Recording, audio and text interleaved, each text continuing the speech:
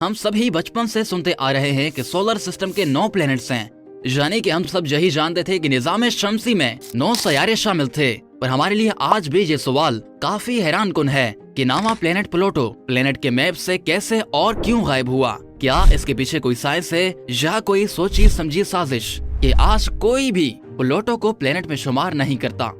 सब यही समझते हैं कि शायद प्लूटो इतना दूर जा चुका है कि आज कोई भी इसके बारे में खोज नहीं लगा सका। आज आपको इस वीडियो में इन सारे सवालों के जवाब मिलेंगे, तो दोस्तों इस वीडियो को आखिर तक जरूर देखिएगा। दोस्तों कहा जाता है कि प्लूटो जिस जगह है वहाँ पानी के काफी रिसोर्सेज पाए जाते हैं, वहाँ काफी मिनरल्स का भी शुमार किया गया। लेकिन एक मीटिंग हुई जिसमें प्लूटो को वार्फ प्लेनेट का नाम देकर उसे प्लेनेट की लाइन से हटा दिया गया। दोस्तों प्लूटो को 1930 में एक अमेरिकन एस्ट्रोनॉट्स ने 9th प्लेनेट का दर्जा दिया था। ये सूरज से 7.5 अरब किलोमीटर दूर है।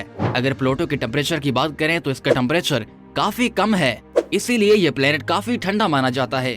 आप हैरान होंगे कि प्लूटो का टेम्परेचर -225 डिग्री है। दोस्तों दुनिया का सबसे ठंडा तरीन इलाका अंटार्कटिका है, जिसका टेम्परेचर -57 डिग्री है। तो खुद ही अंदाजा लगाएं कि प्लूटो कितना सर्द तरीन इलाका है। काफी एस्ट्रोनॉट्स ने यह मुशाहिदा किया कि अगर प्लूटो का जायजा लें तो इसके ऊपर वाली लेयर बर्फ और ग्लेशियर से ढकी हुई है, पर उस लेयर के नीचे काफी वाफिर मिकदार में पानी पाया जाता है। कहा जाता है कि जमीन के नीचे इस छोटे से सैयारे में एक अलग ही दुनिया आबाद है, और अगर बर्फ और ये ग्लेशियर पिघल गए तो एक नई दुनिया देखने को मिलेगी। पर ये ग्लेशियर्स कैसे पिघल सकते हैं, क्योंकि कहा गया है कि प्लूटो काफी ठंडा प्लेनेट है, लेकिन प्लूटो की सतह में काफी ज्यादा वोल्केनोज हैं, जिसकी वजह से ये बर्फ पिघल सकती है। दोस्तों अब मेन सवाल की जानिब आते हैं, जो ये था कि प्लूटो को आखिर प्लेनेट की फहरिस्त से क्यों निकाला गया। नाजरीन असल में प्लूटो वो सैयारा है जो बाकी सारे प्लेनेट से हटके है। ये 2006 की बात है कि जब एस्ट्रोनॉट्स की एक मीटिंग हुई जिसमें प्लैनेट्स नए तरीके से डिफाइन किए गए। पर जब प्लूटो की बात आई तो सभी ने यह फैसला किया कि प्लूटो को प्लैनेट की फहरिस्त से निकाल दिया जाए। दोस्तों जब इंसान को एक ओहदा मिलता है तो उसे एक क्राइटेरिया भी दिया जाता है, और उस क्राइटेरिया पर पूरा उतर कर ही इंसान उस ओहदे पर कायम रह सकता है। और अगर कोई उस क्राइटेरिया पर पूरा नहीं उतरता तो उसे ओहदे से हटा दिया जाता है। इसी तरह सोलर सिस्टम के तमाम प्लेनेट के लिए एक क्राइटेरिया रखा गया, और प्लूटो उस क्राइटेरिया पर पूरा ना उतर सका, जिसकी वजह से ये तय हुआ कि उसे प्लेनेट की फहरिस्त से निकाल दिया जाए।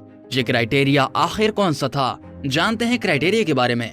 दोस्तों पहला क्राइटेरिया ये था, planets must orbit a star, यानी कि उनके गिर्द गर्दिश करे। दूसरा क्राइटेरिया ये था, planet must be in spherical shape. तीसरा क्राइटेरिया ये था कि प्लैनेट अपने ऑर्बिट को क्लियर रखेगा।